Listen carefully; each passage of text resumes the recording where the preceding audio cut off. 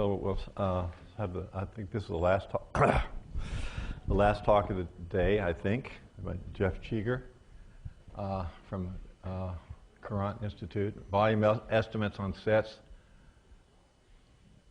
Jeff's sentences always require a lot of IQ points. Volume estimates on sets of points at which the regularity scale is small. From above or below? From above. Above. They can't be too big. Okay. Too big. All right. Do you have something on? I do. I think it's on. Okay. It says, is it? It's on. Okay. All right. It's a great pleasure for me to speak at this conference in honor of Blaine's 70th birthday. And I'd like to talk about some joint work with Aaron Naber, who spoke earlier this week on a different subject. And what the talk is about is a sort of general method for improving estimates on singular sets to something that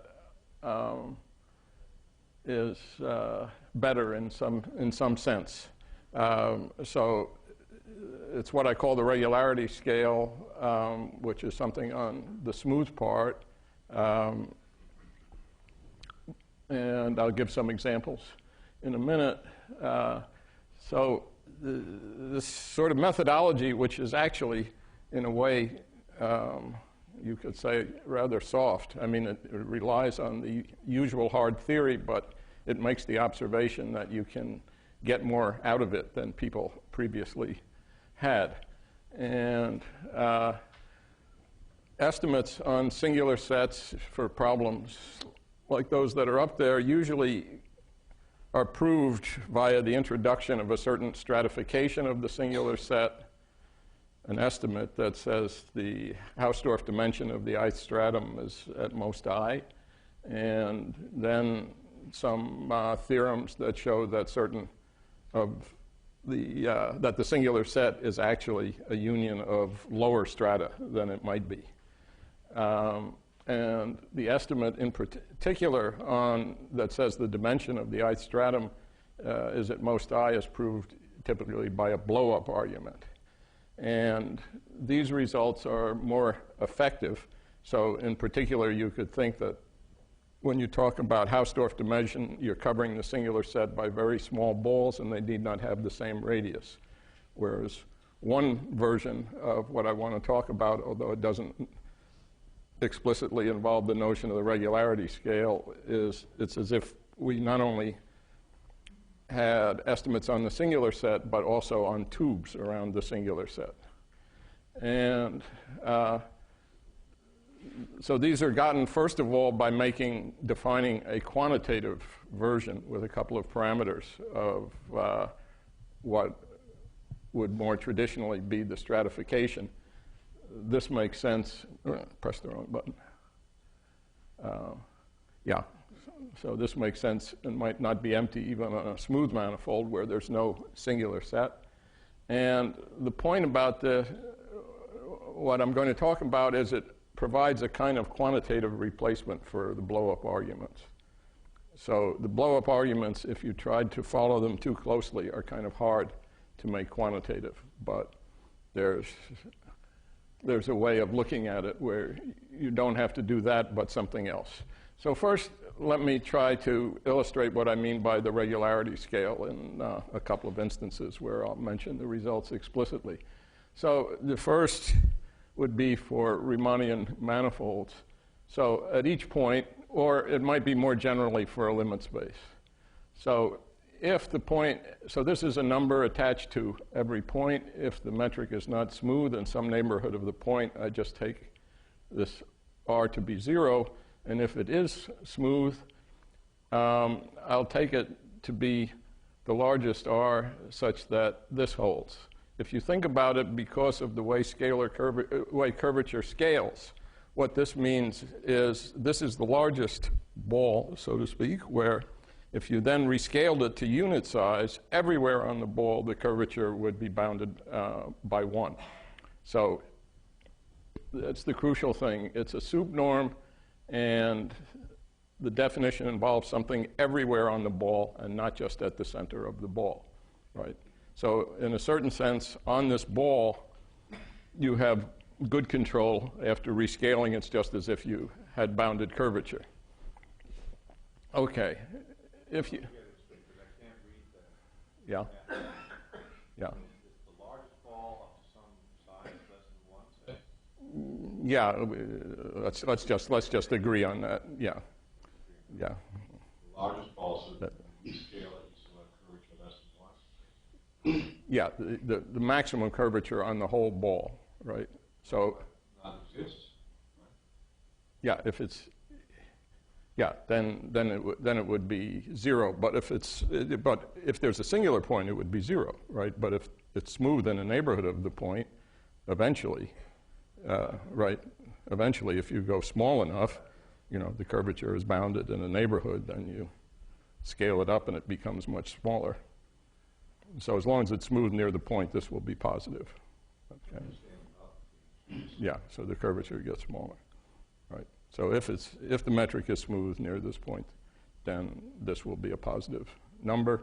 And it doesn't vary uncontrollably, because if you move a little bit in this ball, the Lipschitz constant is 1. If you move a little bit in the ball, you just take a smaller ball that fits inside the bigger ball, and that would give you control at that point, and it works in both directions.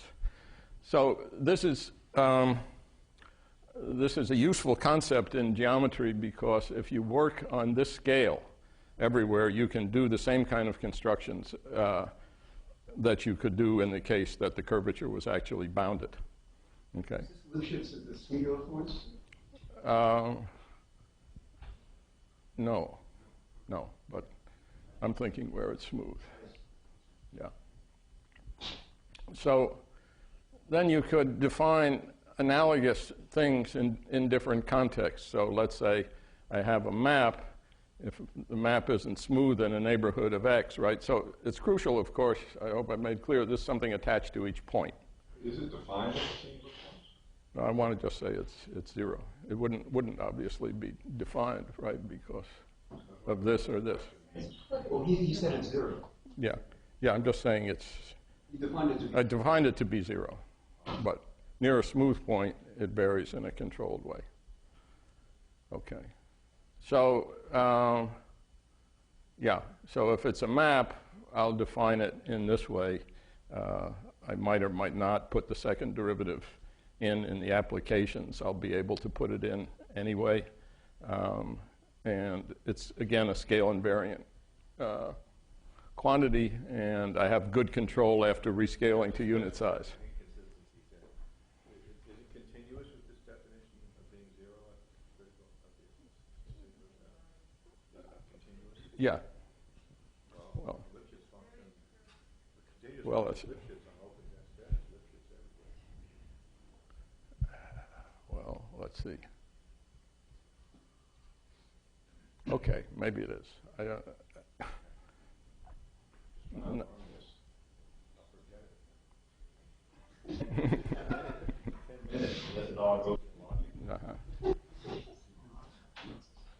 Okay. There's another context where I'll mention the results. The definition is kind of similar. If I have, let's say, a minimizing hypersurface, and let A denote the second fundamental form, and this is a sort of technical point, since it might have higher multiplicity, and I'll just do the same kind of definition, but now with the second fundamental form, and again make it 0 at a singular point. So it always has the same. Flavor. It's always a sup norm, and after rescaling, things have a standard bound everywhere on the ball. Okay. So this radius, as we'll see in the results, is the thing that's going to be controlled, right? It will, in particular, give control of the pointwise norm of the quantity, let's say, in an LP sense, but this is much stronger. Okay. So that's more or less what I just said. So a bound on this regularity scale from below is, of course, a much stronger thing than a bound on the corresponding quantity at the point itself, okay, because it bounds it on the whole ball. So now let me give some of the theorems. And the point about these theorems is that the numbers which occur, this will become apparent on the next transparency, correspond to what you would know about the Hausdorff dimension of the singular set from previous results. But this enables you to say much more. So, for example, the first result is conjecturally not sharp, but it's a hard conjecture. Not sharp, by which I mean that if you knew something about non-existence of tangent cones, you could replace the 1 by a 2 here, just as you have down here. But as far as what's known presently, this is satisfactory. So what it's saying is, suppose you have a Gromov-Hausdorff limit of a sequence of Einstein manifolds, and you've normalized this in this way. Just for the audience, say what that means. What a Gromov-Hausdorff limit is. Well, two compact metric spaces are close in the Gromov-Hausdorff sense, right, roughly at distance epsilon, if there are epsilon dense sets in each, and you can pair them off. So I'm being a little rough here. You can pair them off, and then for any pair, the difference in the distances is basically epsilon. So if epsilon is small, the way I like to think of it, difference is less than epsilon. Okay. So another way of saying it is it's the inf of what you get by putting the two isometrically in some third metric space and then taking the Hausdorff distance between the images. Okay. So the way you think about it is, yeah. So the way you think about it is that they're close in this sense if the naked eye can't distinguish them. But when you look under a sufficiently powerful microscope, one might be continuous and the other just a finite set of points or something. Okay. So by a well-known, not so difficult theorem of Gromov, you can take limits in this context. They will actually have Hausdorff dimension n of, let's say, sequences with bounded diameter and this lower bound on Ricci curvature. And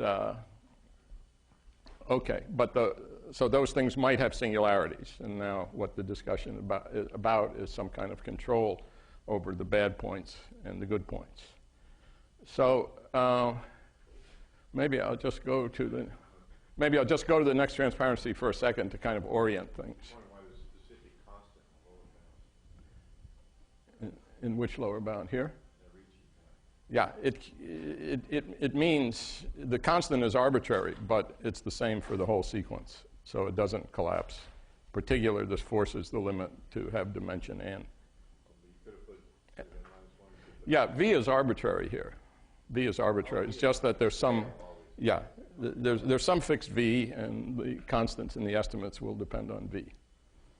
Okay, but it's not like volumes of balls can go to 0 and the limit is lower dimensional. We don't want that. Okay, that's a different world. So let me, before trying to decode what's on that transparency, I'm not used to this pointer, so, okay. All right, so one thing that's known in the real Einstein case is that away from a closed singular set of codimension at least 2, this will be a smooth Einstein manifold, this limit. It's actually conjectured that this is true with n-4, and that's known to be true in the Kähler case. So if you think of, and then up here, I'm assuming in addition an integral bound on curvature, and in that case the singular set is lower dimensional. I just kind of put this result in for completeness. It's a little more complicated than the other ones, and in the rest of the talk I'm going to ignore it. Okay. So what I want to say here is that this much is known, just the dimension of the singular set. And in the Kähler case, this much is known. So now, if we go back,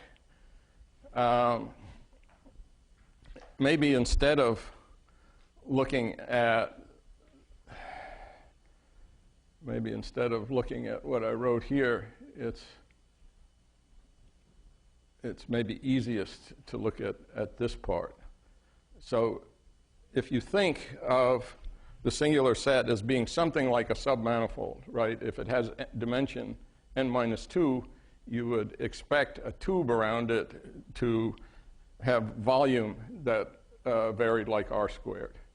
And if it were codimension 4, like r to the 4th. That would be the nicest possible situation.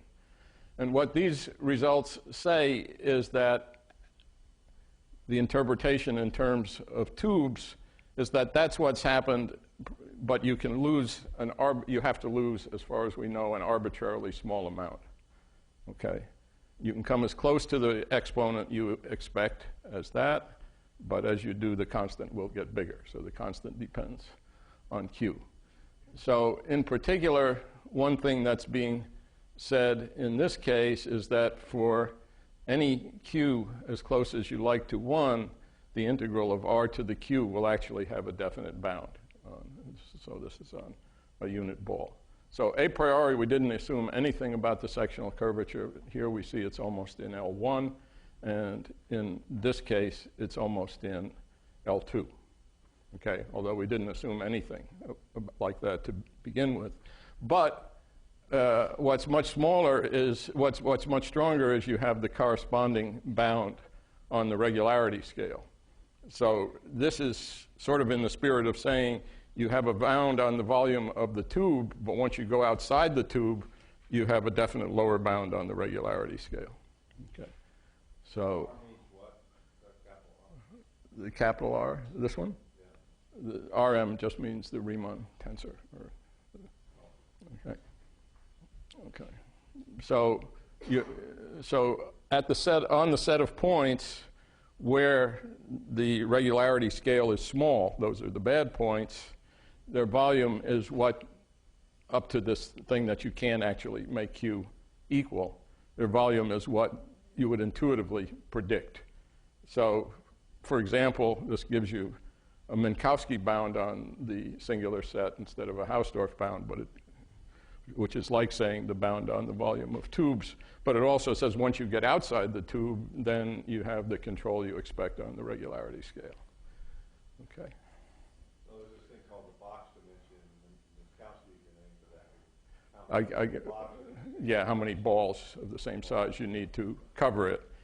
Here that's more of the same size. Here that's more or less the same as volume, since balls have, because the non-collapsing balls, well, volume of course, the Ricci lower bound, the volume of balls is not too big. So the results in the harmonic map and minimal surface case are in the same spirit.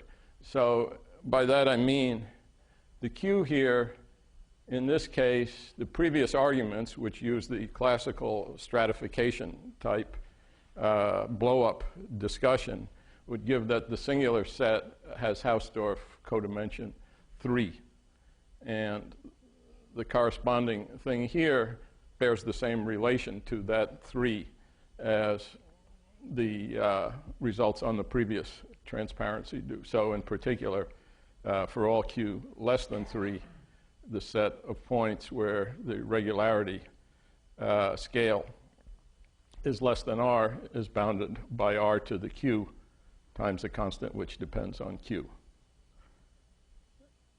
And similarly, in the minimal surface case, you have, for q less than 7, a bound not only on the second fundamental form, but on this inverse regularity scale, which would be equivalent to this over here. And yeah, right. It's the singular set has codimension 7 in that case. So the point is that with this kind of methodology, wherever you had this kind of classical discussion that you proved with blow-up arguments, tangent cones being cones in some sense, and then non-existence of certain cones that force the singular set to be lower dimensional, you can actually get, with not too much extra effort, but looking at it in the right way, this kind of improved result, which is much stronger. So that's kind of the point of the talk. So I want to now illustrate how that goes. See, it really, there's little new hard analysis in this. There's some application, simple application of the hard analysis results that were already in the theory. But this is more like a point of view. In a sense, you could say it's something that was missed.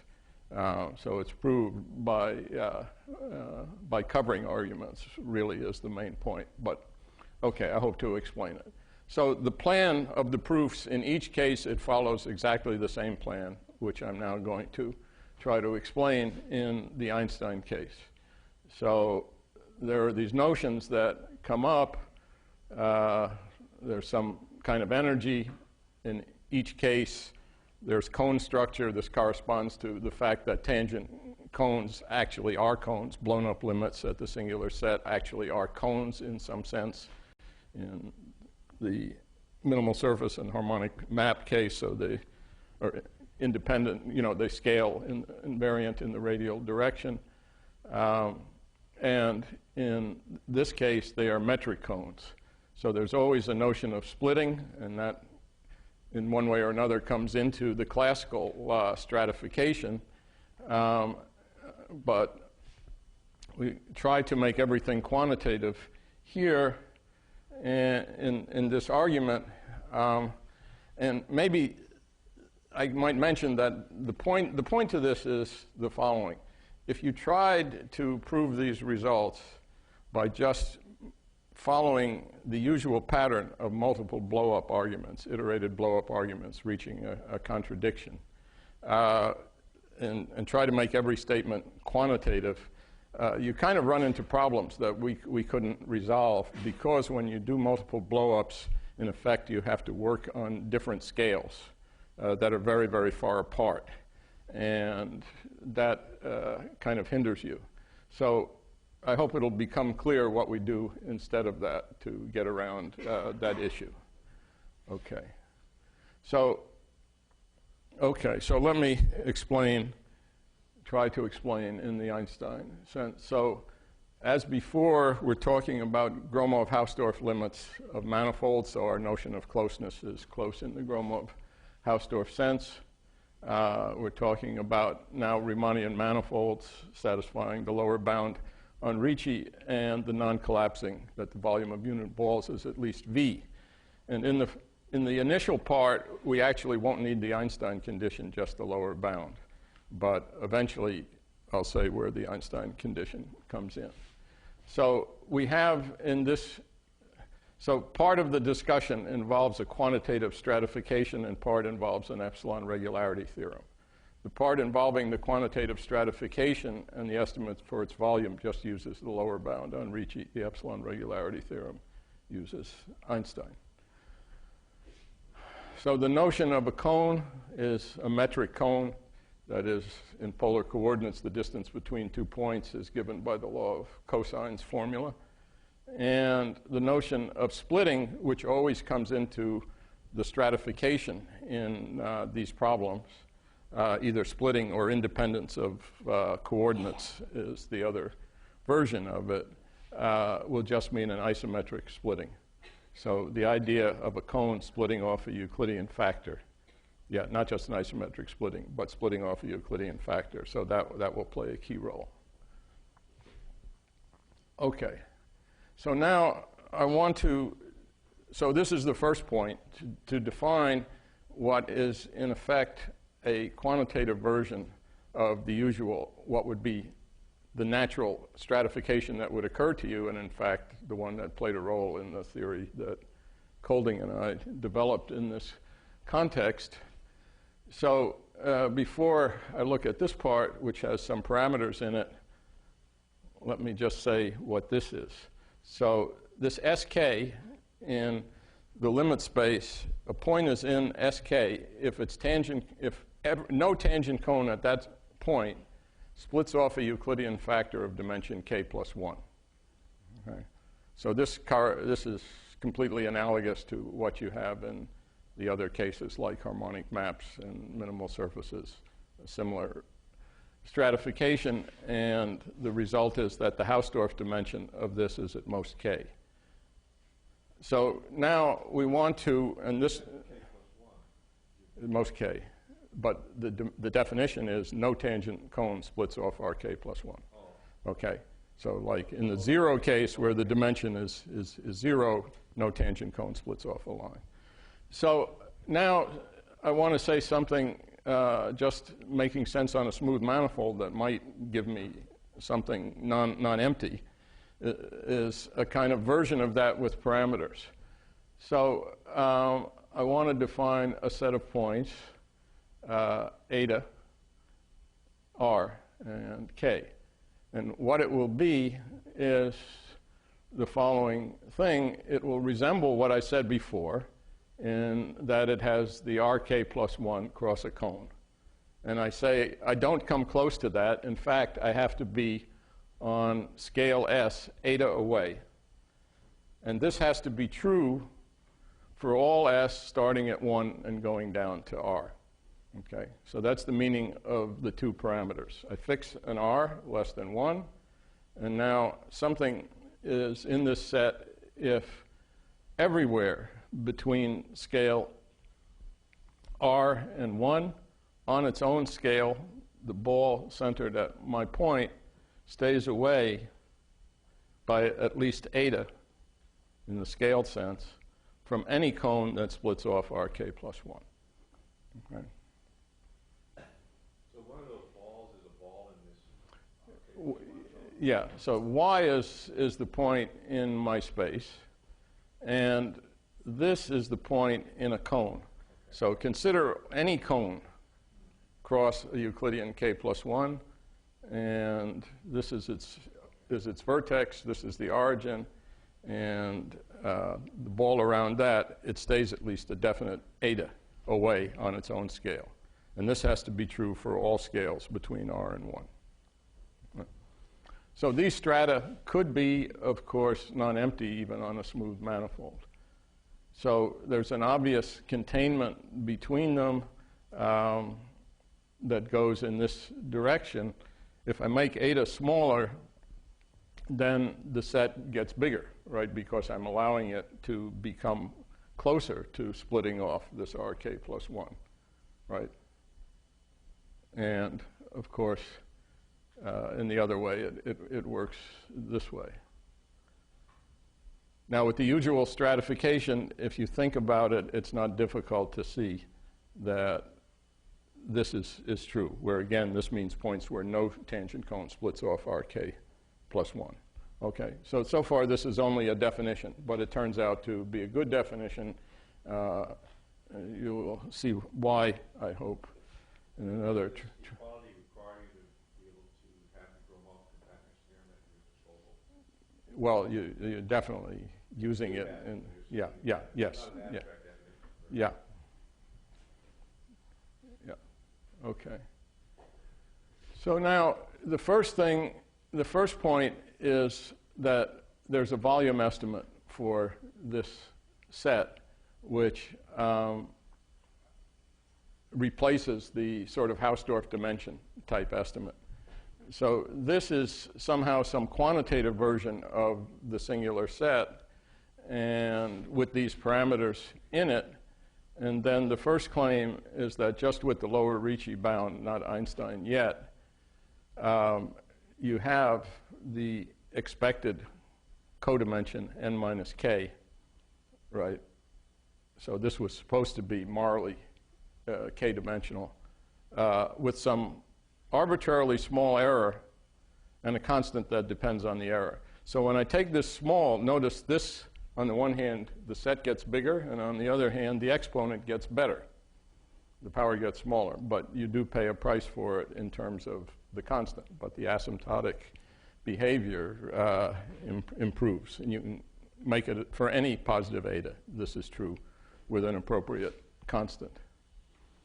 And it's equivalent to the statement about covering by balls, that the set can be covered, this set can be covered by roughly the expected number of balls plus an arbitrarily small error, again with a constant that gets big when the error gets small. So this is on the one hand. This is the quantitative thing that replaces the Hausdorff dimension estimate. And on the other hand, you can combine this with an epsilon regularity theorem. So there were various such theorems due to some subsets of Colding Tien and myself in this context. And what they say is, so what it says is look, suppose a point is not in this set. So I'll come up to how the theorem is applied. Suppose a point is not in this set, then what does it mean? It means for some s, between 1 and r, it must come within eta of some cone that splits off rk plus 1, right? That's the contrapositive or something, whatever you're supposed to call it. Now, if k is sufficiently large, right, then the same kind of argument that gave you the Hausdorff, the same kind of estimate on non-existence of certain cones can be easily promoted to the statement that such a point actually must be regular. So, in other words, in the real Kähler case, at the very least, if something is close enough to a cone which splits off Rn minus 1, of which there aren't too many, it has to actually be smooth. And similarly, in the Kähler case, if it's close enough to a cone that splits off Rn minus 3, again, the point must be regular. And those things were used in the proof that the singular set had respectively codimension, Hausdorff codimension 2 and Hausdorff codimension 4. How are we supposed to understand that implication? Just the logic of this talk. Say it again. How are we supposed to understand what? You made some implication, and then you said it as if you were supposed to understand it. What was the one I said that you were supposed to understand? You said if you have almost have this cone of big dimension, it seems to be a little bit less than the top dimension, then it was smooth. Yeah. Well, that's not supposed to be. You're supposed to accept that. Right. Well, I mean, if you think of the minimal surface case, for example, that might be one that's a little bit better known, right, where there was this whole discussion, and eventually Jim proved that up to a certain dimension, the cones were unstable, right? Okay. So always in this game, always in this game, classically, you have this pattern that involves the stratification, the Hausdorff dimension estimate, and then a theorem, which is in each case a hard theorem that demands different proofs, that certain cones that could potentially exist don't exist. If they split off a big enough Euclidean factor, or in the other case are independent of enough coordinates, then they must be just the trivial cone. And in a certain sense, each of those theorems requires its own argument, but they're all of that nature. So the point about the talk is that you can take those same theorems and get more out of them. In certain cases, you have to take the non-existence of the cone and convert it into an epsilon regularity theorem. But given the pre-existing theory, that's always by some kind of contradiction argument. If you have something that says the singularity can't be, if the dimension is small, you can't have a point singularity, it has to be smooth. Yeah. Like the sixth manifold and some minimal thing couldn't have a singularity. Yeah. Right. Then you could say in an n-dimensional case, if you were smooth and high codimension, and you look at a section Yes. and you deduce something. Yeah. Exactly right. Okay. So if you accept the fact that if it's close to a cone that splits off respectively n-1 or n-3, if it's close enough, then that cone really doesn't exist, so it must be regular. It must be close to one that splits off Rn, so to say. Okay, if you accept that, then you see that the results in the 1 and 2 just follow by combining these, because if you take eta sufficiently small so that this epsilon regularity theorem applies, if something is not in this quantitative singular set, so fix it positive but sufficiently small so that it's this one, okay, then if it's not in the singular set, it means for some s bigger than r, this r is fixed, right? There will be an s between r and 1 for which it will be within eta of such a cone that splits off rk plus 1. And then according to the epsilon regularity theorem, it's regular. Okay. So therefore, in understanding this, I'm not going to go through the proof of the epsilon regularity theorem, but I will try to explain about the proof of the volume estimate on the quantitative singular set. So the idea is to think of this quantitative singular set as something like a union of Cantor sets. And as R gets smaller, the number of Cantor sets gets bigger. But each of the pieces, it's kind of like a Cantor set. So this may be ill-advised, but I'm going to quickly say formally how the proof goes. It probably will seem a little bit impenetrable, although I'll kind of point to what will appear later in the explanation. Okay? Yeah, no doubt. Okay, so let's fix an eta small, and then if I want to prove the estimate for arbitrary r, it's enough to take some notion of scale, gamma, that might depend on eta, and just prove it for those, since any r is a bounded distance between two such scales. So if I can prove it for that discrete set, it would just affect the constant in front of the estimate, and gamma is fixed. Okay. So we'll see in a moment that this is a convenient choice. Okay. So now I want to cover this set S eta gamma j by a collection of sets and control each one individually and then add up the estimates. So the first thing is, so j is fixed here, arbitrary. The first point about these sets, so these sets are something like generalized Cantor sets. Maybe they are exactly in some terminology.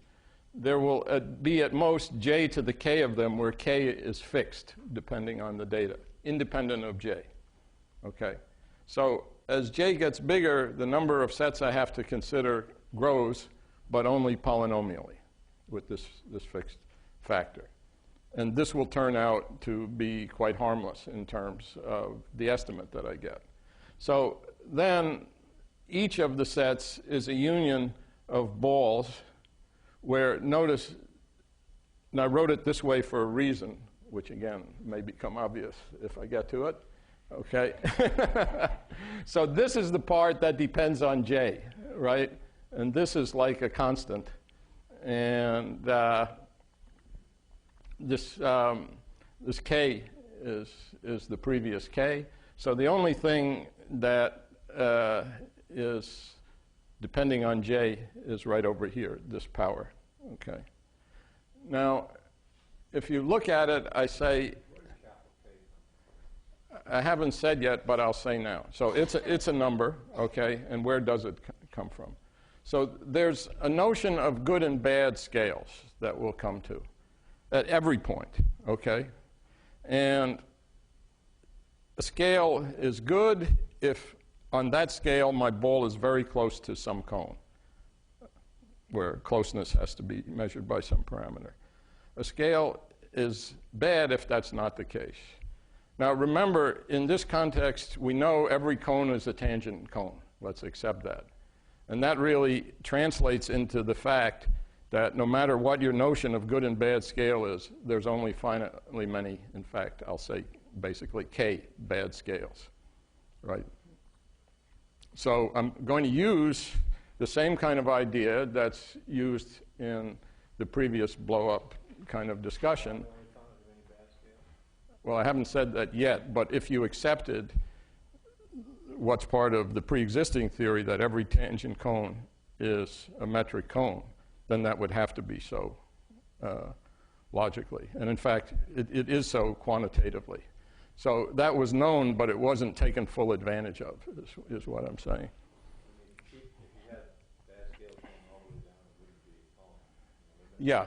Yeah. If you had infinitely many where it stayed a definite amount away, then you would have some, by passing to a subsequence, you would have some cone, some blown up limit, which wasn't a metric cone. Okay. So this was certainly understood. It's implicit in all of the previous discussions, but what I'm saying is it wasn't made full use of. So this part here is just to say that, well, it actually is constructive. It actually is constructive, although wouldn't be easy to get such good estimate on it. But you'll kind of see where it comes from. It comes from some monotone quantity, which in this case is the volume ratio. Okay, so this is just, maybe I won't linger on it, saying that if you accepted these two statements about the number of balls in each set and the number of sets, you just put them together and you rewrite things. So this is the volume of a ball. This is the number of balls. This is the estimate I had on a particular set. I put everything into the constant in front that doesn't involve j, and I just get the j over here and this j over there. And then this j to the k, which is in front, it's growing, but only polynomially, so I can absorb that into some constant times a power of gamma to the j. And similarly with this c0 to the j. So that's where the eta comes from those two sources. And this is the gamma to the j with the k, minus k, and plus n, this part over here. All right, so this is just a few lines. So now, where do these sets come from? And why, on most of them, am I allowed to put a k here, and on the bad ones, I have to put an n, right? So the n, if I had to put that everywhere, then that wouldn't be any good. But the point is, I can get away with something that grows slower than n, like gamma to the minus k to the j. So where does that come from? Okay. So again, as I was saying, the k comes from the fact, it's a quantitative expression of the fact that all tangent cones are metric cones. So if I look at a point and I look at all the balls going down at that point, all but a finite number will look very conical if I specify my measure of conicality. Okay. I can't tell where the deviations will occur, but on the infinitely many scales, there'll only be a definite number k where it doesn't look as conical as I want it to. So that's the first point to have in your head. That's where the k comes from. So in fact, to each point, I can associate the scales where, so I take some measure having fixed eta, I'll take some epsilon to be specified later, and I'll demand that even a somewhat bigger cone ball at that point look very, very conical, epsilon conical on that scale. And what I'm saying is at every point, this will fail to hold only on a definite number of scales, which I'm calling k. And elsewhere, it'll be really very, very conical. Now, I haven't said anything yet about the Euclidean factor. It might or might not split off, just that it will look very, very conical on all but a definite number of scales at every point. So then, so that's this bound here. So So I look at the number of scales where it doesn't look as conical as I want it to, and I'm claiming there's a definite bound on those, and that's the K. So those are the bad scales, and the finitely many bad, infinitely remaining good. Okay. So now what I can do is, having fixed J, I can sort the points depending on where the bad scales occur. So I have at most capital K independent of J, and I look where the bad scales occur, and I sort the points according to whether they have the same pattern of good and bad scales. What? J is the gamma to the J. J is fixed, but arbitrarily large, but fixed in the discussion, right? So I'm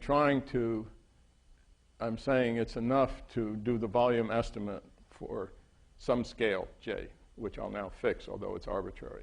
I look at all the scales in between, all the numbers in between, integers between 1 and J, for each point. And for that point, I count which are the good scales, which are the bad scales. And then I put all the points in the same basket that have exactly, this is the basket, that have exactly the same sequence of good and bad scales, equivalently, where the bad scales occur in the same place. Okay? Now, because yeah, J is fixed but arbitrary, not like K, which is fixed but fixed, right? Okay. So I go down to scale J. I want to prove this estimate for every J. I look at all the scales in between. I make a bunch of sets or baskets for the point. As I look at all the at most bad scales between 1 and J, and where they have the same pattern, I put those in a basket. Those are my sets. And there are at most J to the K of them. Yeah, which is at most J to the K, exactly. That J to the K factor we saw was negligible, so now I can look at each set individually and prove the estimate for each one individually. Now they have the same sequence of good and bad scales. That's much better, okay, as we'll see where it's useful. So this, in a way, is the main, it's the point. Yeah, this is the point. This is the point. That if you're doing them all together without this sorting would be like doing these multiple blow-up arguments where the whole thing would get confused and you lose control of it. Point is, you can sort them in this way, and because of this bound, although the number of sets grows with J, it grows not so fast that it's a problem. So you can actually now treat one of these sets individually, each one individually. Okay. K is like 1. The big K could be 1. Yeah, big. Exactly. In fact, exactly. That was the first thought. Suppose K is 1. Yeah, that's right. So, okay. So now we have to prove the estimate for a single one of these sets, and that's much better because the following thing. So now here's what we're going to do. Now what I forgot to write here but is important is that this point x bar that I'm looking at is in the set S super K sub. It's in the set that I'm looking at, okay? It's in the set that I'm looking at. So this point doesn't come close to splitting off a Euclidean K plus 1. Its cone, whatever it is, doesn't come close to splitting off a Euclidean K plus 1. That's the point. Okay. So now I start with the ball, and I start about that point, and then Are you looking at like a pencil where you break off the bottom tip? You're just looking from 1 down to J? yeah, I'm looking from 1 down to J, where that may involve many scales, but a fixed amount. Yeah. So what this is saying here is that I'm going to cover this set by covering efficiently by balls. I start off somewhere, and when it's a bad scale, I'm going to just have to go to the next scale by taking a ball of radius gamma to the I minus 1 and covering it by gamma to the minus n balls of radius gamma to the I in the stupidest possible way. But on a good scale, which is almost every scale, I claim I only have to use gamma to the minus k balls. And the reason is that my set will actually be very close to a k-dimensional Euclidean subspace, at most k-dimensional. It'll be close to some maximal subspace, and the dimension of that subspace is at most n. It can't deviate very much from that, and so I can cover it with fewer balls. And that was, so I'll say why in a minute, but that was, so this, as I go down, corresponds to the bad scales, of which there are at most k. And on the good scales, I can use this little k, namely the one in here. I can use much fewer balls. That the set looks, on all but finitely many scales, it looks essentially k-dimensional, is the picture. And, okay, and why is that? What it is, it's basically this, that I know that at the point that I'm considering, it first of all is very close to a cone, and second of all, that cone can't split off a factor more than k, right? So now I'm going to use the following principle, that if I have a space which is a cone in two different ways, so it has two distinct vertices, then that cone must split off a line isometrically, and they both must, all vertices must lie on some Euclidean factor. So that's the idea. Analogs of this actually at the infinitesimal level occur in, the other discussions like the harmonic map discussion, where instead of splitting, it's being independent. It's being radially invariant in that case. So, okay. So now if I know that I have 2 points, so this is just the formal statement of what I said before, that if this epsilon, namely how conical it is chosen very small, and the center of my ball is in the set whose volume I'm trying to estimate, then every nearby point, which is very conical, actually must lie close to some, at most, k-dimensional subspace through that point. And the idea is that if it didn't, well, to see that it didn't, think of the extreme case. You'd get another dimension that splits off. So actually, because you have to take into account possibilities that it's less, and then it's a little bit close, you have to use an induction argument. But the moral is that if you got all the way up to k, then every other point where it looked very conical at that scale, that in the same E, has to lie on that k, very near that k-dimensional subspace, or it would split off approximately a k plus 1, which it can't because it's in this stratified set. So, so that's the idea. And the last thing, which is pretty well known, is why are there at most a definite number of scales where it fails to look as conical as you want it to. And this always comes from some kind of monotonicity of some energy density. There's an analogous thing in the other theories, but used in connection with the blow-up arguments. In this case, the thing it comes from, this is essentially, I wrote it upside down and put a log in, but this is what occurs in the Bishop-Gromov comparison theorem. So this is now an increasing function because I wrote it upside down, but it's bounded between 0 and something because of the non-collapsing condition.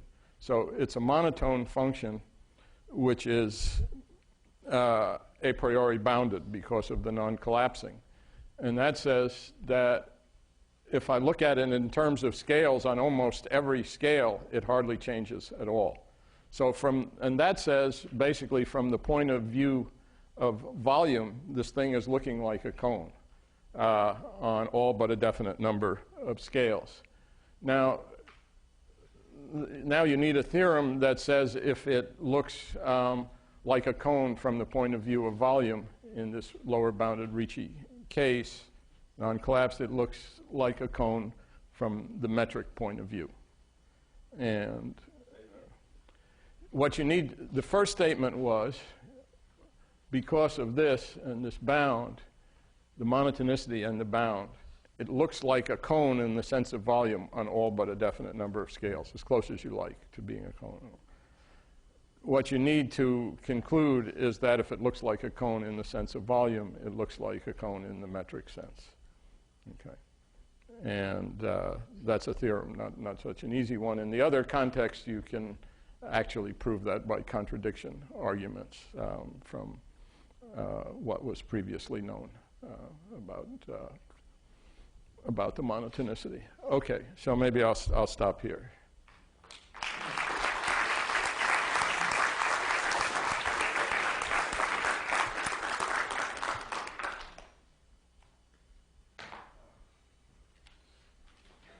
Could you just review one more? There's this important point where you had two cones and you could split off a bigger factor. Yeah.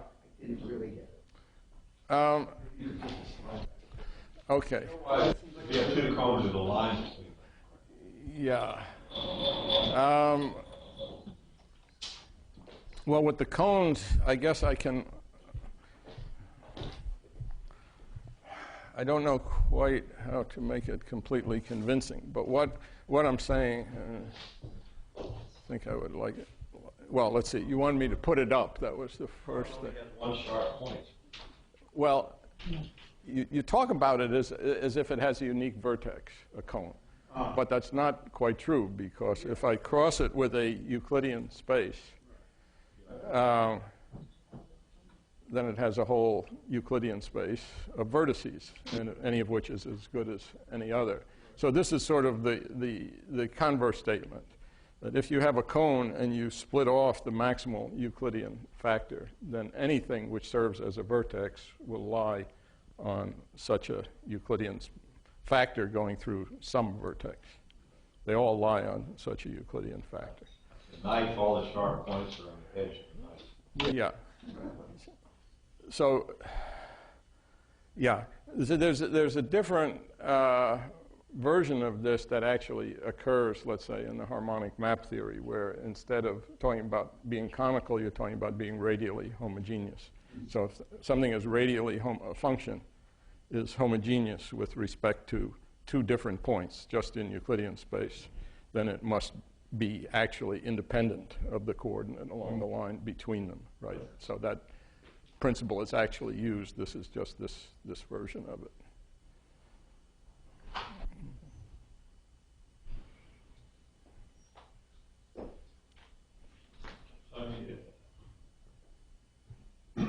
There are nice examples in dynamical systems like the Epsilon gasket, things like that. That is sort of. I don't think so, but don't embarrass me. And then that little triangle, you put another circle. Oh yeah. So you go like that. So that set has Hausdorff dimension 1.3 something, but it's not. The box dimension is bigger. So one of that examples where these things are quite beautiful, but you have to use different scales. So I'm wondering if you could somehow connect these theorems with that to show this certain kind of thing doesn't exist. Using foams. Well, you'd have to tell me more about it. I mean, there are natural examples where the definition of Hausdorff dimension uses balls of different sizes. Yes.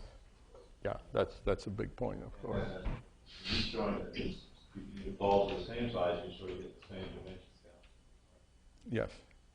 Yeah, that's of course part of it. That's like the volume of the tube. The other part here was outside the tube. You really do have good control of the points that are a definite distance away.